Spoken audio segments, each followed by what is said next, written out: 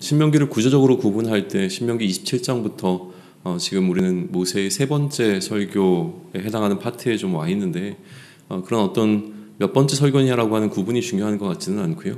어차피 신명기 전체는 모세가 출애굽 2세대들에게 그들이 가나안 땅에 들어가서 어떠한 삶을 살 것인가라고 하는 그런 부분에 있어서 다시 한번 시내산에서 주어진 율법을 리마인드 시키고 또 그것을 확장하는 역할을 하고 있기 때문에 그 부분에 더 초점을 좀 맞추시면 좋을 것 같고요.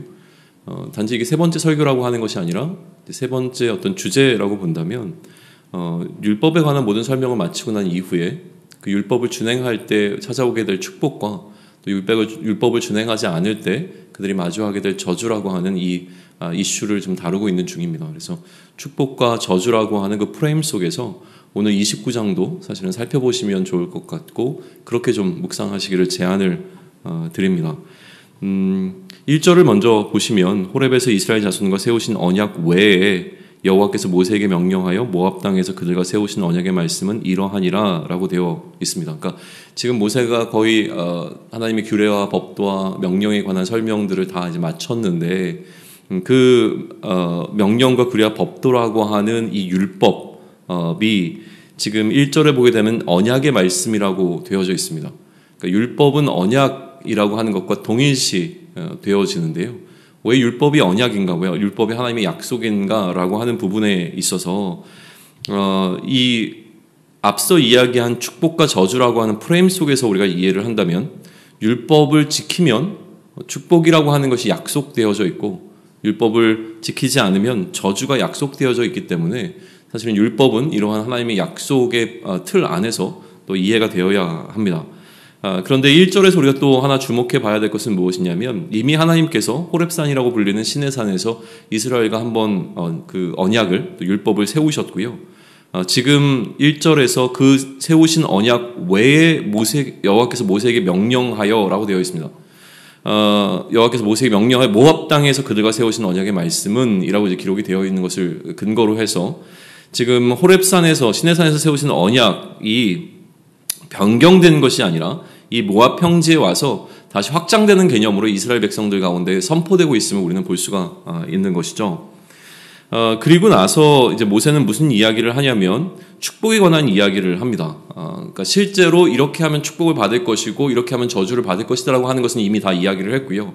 그들의 역사를 돌아보면서 그들 가운데 어떠한 축복이 있었는가에 좀 주목해보게 하는 거죠. 그래서 이스라엘이 이미 경험한 축복을 한 세 가지로 요약해서 이야기를 하고 있습니다. 첫 번째 축복은 무엇이었냐면 출애굽의 여정 가운데서 그들이 경험했던 축복이었습니다. 그래서 2절로부터 2절과 3절에서는 그들이 애굽에 나올 때에 어떠한 것을 경험했는가, 그것이 하나님의 축복이었음을 선언하고 있는데 4절에서 보게 되어지면 그러나 깨닫는 마음과 보는 눈과 듣는 귀는 오늘 여호와께서 너에게 주지 아니하셨다라고 하는 이 한 문장을 삽입해 놓고 있습니다. 이게 이제 나중을 위한 굉장히 중요한 암시가 되기는 합니다. 그러니까 그들이 하나님의 축복을 받았으나 그것을 온전히 이해할 수 있을 만한 그 능력을 갖고 있지 못했다라고 하는 사실을 좀 이렇게 밑에 깔아놓고 있는 구절이 되는 것이죠. 조금 이따가 다시 한번 이 부분을 이야기하기로 하고요. 일단 사전은 좀 이렇게 한번 체크해 놓으시고 넘어가면 좋을 것 같고, 계속 아까 이야기한 것처럼 지금 출애굽 여정 가운데서 이들이 경험했던 하나님의 일하심이라고 하는 축복을 2절과 3절에서 이야기를 했다면, 광야의 여정 가운데서 그들이 40년 동안 하나님으로부터 어떠한 복을 받았는가라고 하는 부분을 5절과 6절에서 기록을 하고 있습니다. 그들이 광야를 지나는 동안 옷이 낡아지지 않았고 신이 헤어지지 않았고 또 하나님께서는 특별히 이들에게 떡을 먹지 못하게 하고 포도주나 독주를 마시지 못하게 하는 어떤 그런 방식으로 이들을 보호하셨는데 그것이 오히려 이들로 하여금 하나님께서 너희의 여호와라고 하는 사실을 깨닫게 하는 어떤 방식이었다라고 하는 것을 설명해 주면서 이 광야 여정 자체가 사실은 하나님의 축복 안에 놓여 있었던 것이라고 하는 사실을 이렇게 모세는 선포를 하죠. 그리고 난 다음에 7절과 8절을 통해서 전쟁의 상황 가운데서 함께 하셨던 그 하나님에 관한 일하심을 이야기를 합니다. 이게 가장 최근에 일어난 사건이겠죠. 그러니까 이 모압 평지에 그들이 들어오는 과정 가운데서 이들은 전쟁을 했고 이 전쟁을 통해서 지금 이미 이제 땅을 어느 정도 확보를 하게 되었다는 그 이야기를 하게 되어집니다. 그리고 9절에서는 이제 앞으로 이들이 걸어갈 여정 가운데서 그러면 무엇을 기억해야 되는가라고 하는 이야기를 지금 하고 있습니다. 그런즉 너희는 이 언약의 말씀을 지켜 행하라. 그리하면 너희가 하는 모든 일에 형통하리라 라고 되어 있습니다. 그런즉, 그러니까 앞에서 이들이 이미 경험했던 하나님의 축복의 여정들에 대한 것들을 근거로 해서, 그러므로 너희는 하나님의 율법 가운데 서 있으면, 하나님의 언약의 말씀을 지켜 행하면 너희가 이제 앞으로 하게 되는 모든 일 가운데 형통하게 될 것이다라는 이야기를 합니다. 우선 이들이 해야 되는 일은 무엇이냐면 정복전쟁이죠. 이 정복전쟁 가운데 형통할 것이고, 또 그 가나안 땅에 머무르는 것이 영원토록 영구하게 진행될 것이다라고 하는 것을 함축적으로 여기에다 좀 담아놓고 있습니다. 근데 지금부터가 이제 더 중요한 이슈가 시작돼 옵니다. 지금까지는 잘 해왔던 것이죠.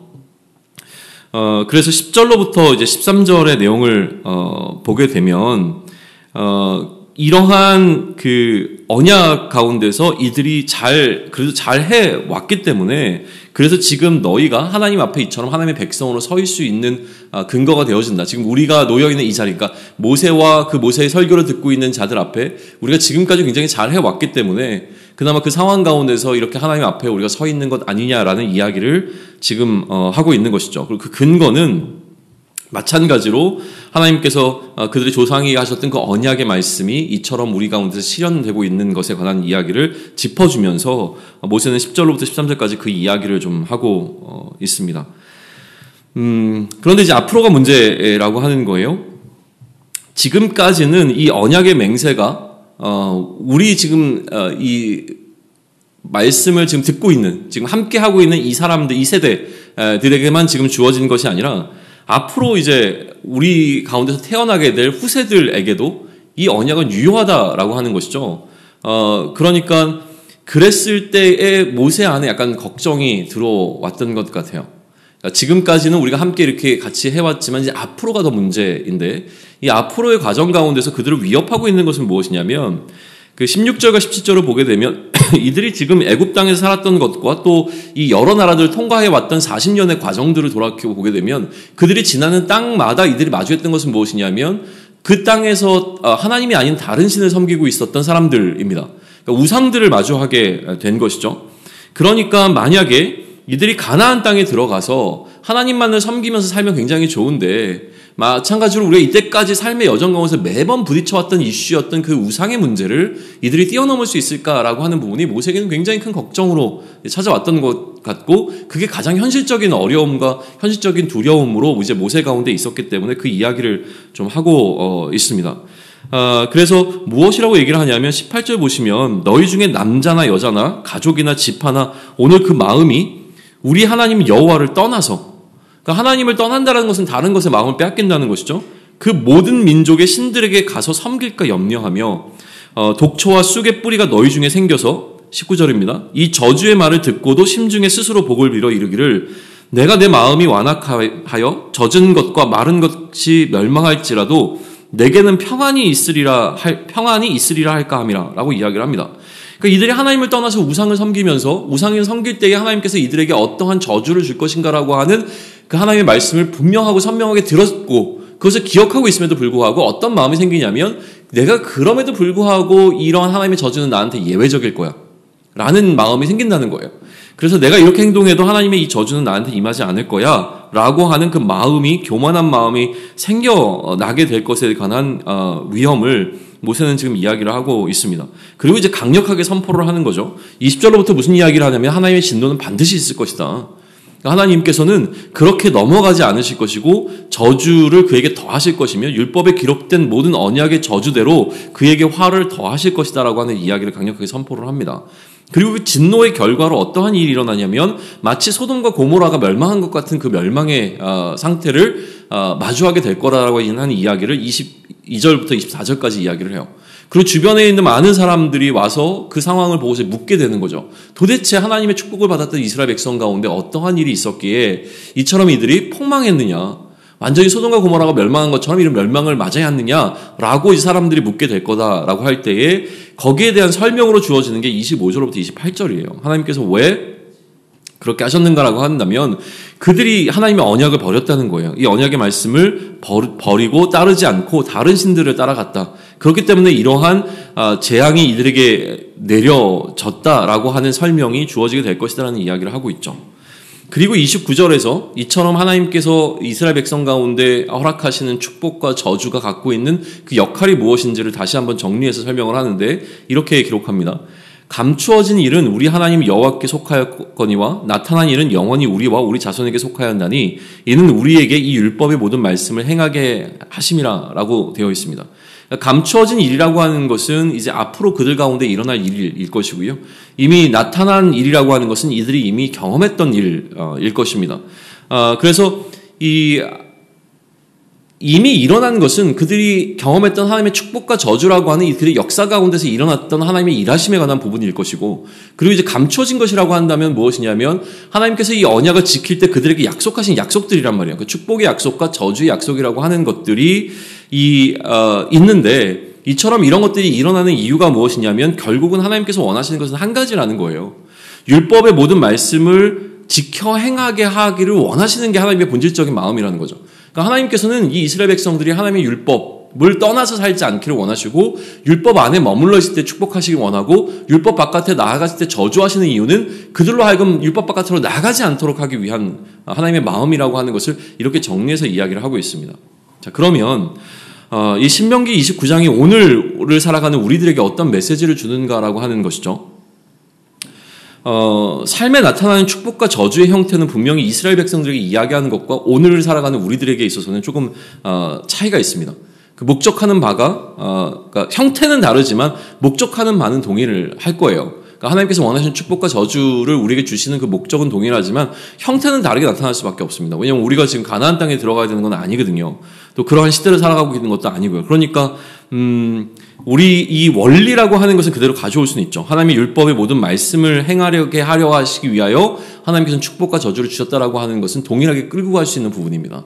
그러니까 여전히 하나님의 율법의 모든 말씀을 행하는 것은 우리에게 중요하고, 이것을 행할 때에 축복이 오고 이것이 행하지 않을 때에 저주가 온다라고 하는 이 하나님의 원리는 오늘을 살아가는 우리들에게 동일하게 적용이 될 수 있는 부분이에요.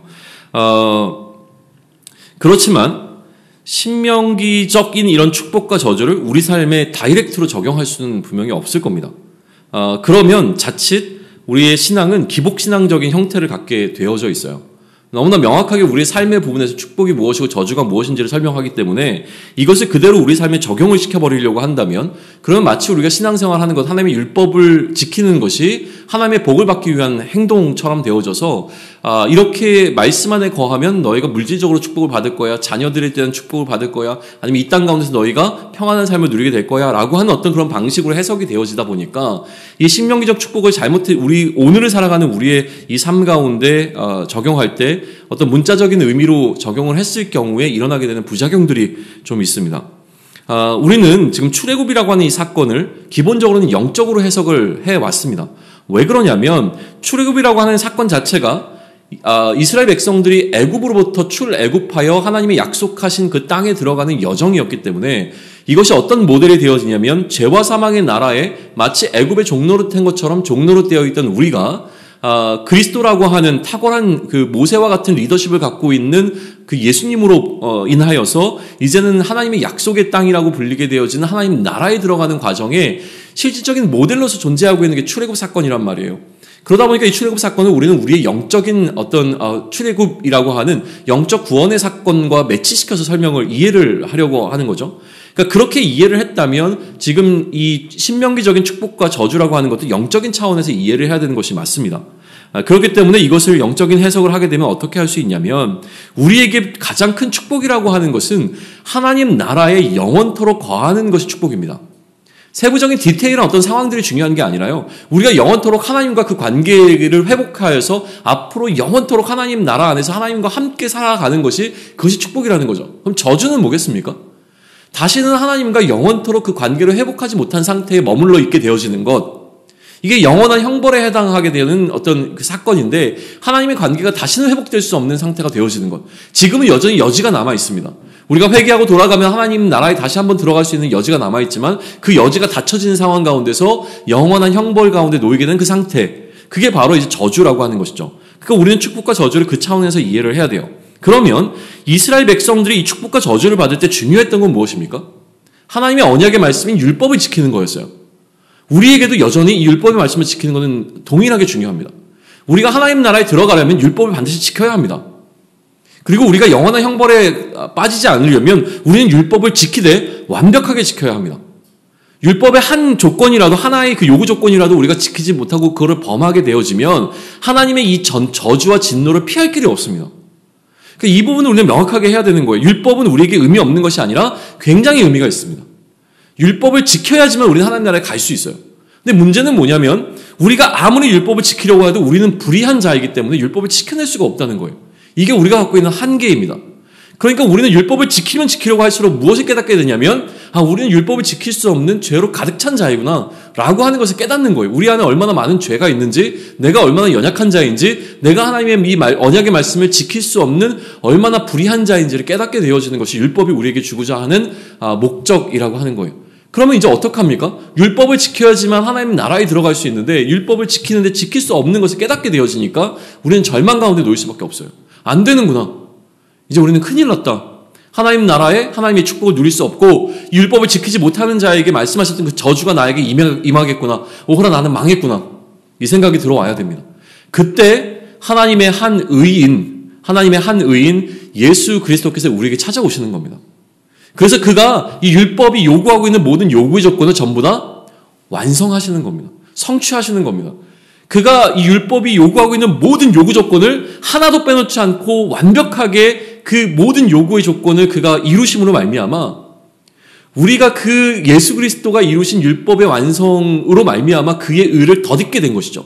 그래서 우리가 이제 의롭다함을 얻게 되어져서 우리는 연약하고 부족하지만 예수님을 믿고 그 예수님을 의지하고 그 예수님을 따를 때에 그 예수님으로부터 의로움을 덧입어서 우리는 마치 율법을 다 지킨 자처럼 하나님의 축복 가운데로 들어갈 수 있게 되어진다라고 하는 것이 성경이 우리에게 얘기해 주는 복음이라고 하는 사실입니다.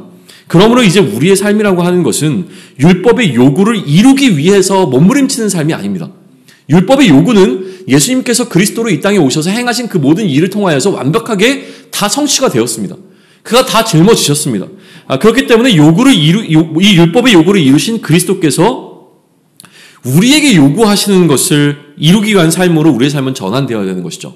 율법의 요구는 이미 그리스도께서 이제 다 이루셨고, 그럼 그처럼 일을 행하셔서 우리를 그리스도 안으로 불러들이신 그리스도께서 그럼 우리에게 원하시는 것이 무엇인가를 묻는 삶으로 바뀌어야 되는 것이죠. 그럼 이제 우리의 질문은 달라져야 되는 겁니다. 율법을 어떻게 지킬 것인가가 아니라 그리스도께서 왜 그처럼 그가 십자가에 죽으시는 방식을 통하여서 율법의 모든 요구를 이루시는 방식을 통하여 우리를 의롭다함을 얻게 하셨는가에 대한 질문을 통하여서 그럼 앞으로 우리는 어떻게 하면 될 것인가라고 하는 그 삶에 대한 질문을 통하여 오늘의 우리의 주어진 시간들을 이끌어내야 한다라고 하는 것이죠. 그래서 이렇게 얘기합니다. 이제 우리는 율법 아래 놓여있는 삶이 아니라는 거예요. 율법을 이루기 위해서 살아가는, 율법에 매여있는, 율법에 종된 삶을 살아가는 자들이 이제 더 이상 아니라는 것이죠. 율법으로부터 어떻게 된 자들입니까? 자유롭게 된 자들입니다. 이 사실을 분명하게 이해하셔야 되는 것이죠. 그럼 이제 우리의 삶은 어떤 삶이냐는 거예요. 그리스도에게 묻고 질문하고 그리스도께서 원하는 삶을 살아가는 삶, 그것을 바울은 무엇이라고 이야기하냐면 성령의 인도하심을 받는 삶이라고 표현합니다. 그러니까 율법에 매여있는 삶이 아니라 이제는 율법으로부터 자유로워져서 성령이 인도하시는 삶을 살게 된 자들이라고 그리스도인들을 선언하고 있는 거예요. 그러니까 이 부분을 우리는 이해해야 하는 것이죠. 율법 아래 놓여있는 삶은 저주의 삶일 수밖에 없다라고 하는 것을 바울은 갈라디아서를 통해서 굉장히 강력하게 선언하고 있습니다.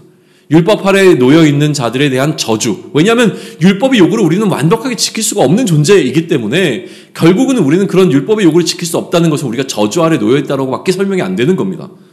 그랬던 우리가 그리스도로 말미암아 어떤 삶을 얻게 되었는지에 대해서 포커스를 맞출 수 있어야 하는 것이죠.